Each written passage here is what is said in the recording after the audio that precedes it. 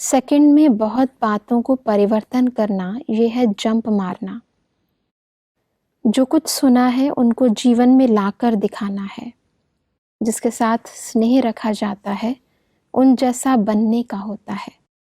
तो जो भी परमात्मा के गुण हैं वह खुद में धारण करना, यही स्नेह का फर्ज है। जो बाप की श्रेष्ठता है उसको अपने में धारण करना है, ये है स्नेह। यही लक्ष्य रखना है कि सर्वगुण संपन्न बने। परमात्मा के गुण सामने रख अपने को चेक करो कि कहाँ तक हैं। सब परमात्मा के सर्वगुण हम अपने जीवन में धारण करें। तो इस आईने को सामने रखकर जब हम जीवन में चेंजेस लेकर आते हैं तो कई बार ऐसा लगता है कि एक तरफ तो है परमात्मा, फिर दूसरी तरफ हमारे आसपास बहुत सारे लोग हैं।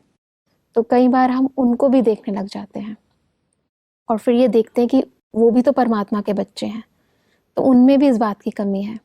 तो ऐसे कई बारी गुण धारण करते करते अवगुण भी धारण हो जाते हैं। इसमें क्या है कि हम सब के लिए जी परमात्मा ने एक बहुत सुंदर आईना दिया है जी कि इसको ही देखो, इसको ही फॉलो करो। जी और वो आईना हमारे सामने ब्रह्मा बाबा का जीवन।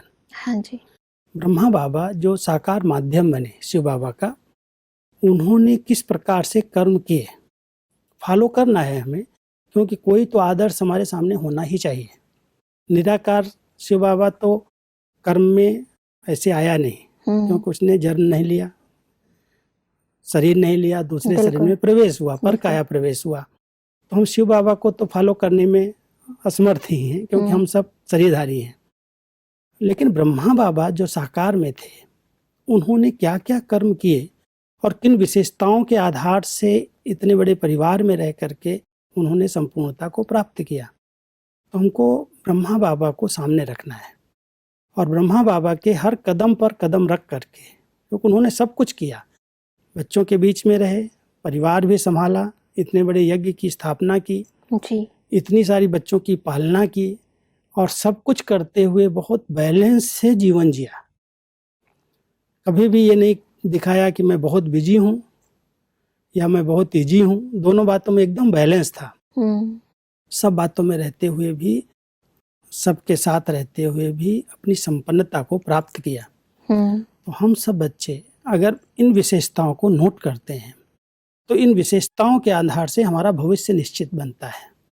अगर किसी भी आत्मा को देखते हैं और दूसरी आत्माएं जो हैं, तो हर एक पुरुषार्थी है और हर एक के अंदर कोई ना कोई कमी कमजोरी है। कई बार विशेषताएं देखते देखते उनकी कमी कमजोरियों पर भी ध्यान चला जाता।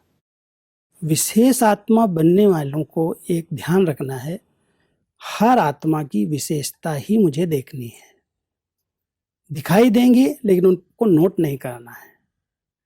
कमियां भी हैं, विशेषताएं भी हैं, लेकिन हमें परमात्मा कहता है तुम इस चश्मे को पहनो, हर एक की विशेषता को देखो तो विशेष बन जाओगे, लेकिन फॉलो एक ब्रह्मा बाबा को।